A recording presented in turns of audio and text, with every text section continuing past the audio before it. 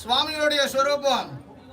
அதாவது சொல்லுவாங்க சிவாலய தரிசனம் பண்ணணும் கோவிலுக்கா அப்படின்னு சில பேர் நினைக்கும் பொழுது சுவாமி நினைப்பார் எங்க இருந்தாலும் இங்க தாண்டா வந்தாகணும் அப்படின்ற இடங்கள்ல இருக்கக்கூடியவர் தான் பைரவர். அப்படி இருக்கிற சமயங்கள்ல பைரவர் தரிசனம் ரா கொண்டுதான் இருக்கும். ஏன்னா இவர் தான் பார்த்தீங்கன்னா மண்டை ஓட்டுல மாலை போட்டு இருப்பார், விபூதியில அதாவது சாம்பலை தரிசனம் உட்கார்ந்து இருப்பார். இவருக்கு அலங்காரமே இருக்காது, அலங்கார பிரீதிகரான்னு சொல்லி இவருக்கு ஒரு நாமாவளியே உண்டு.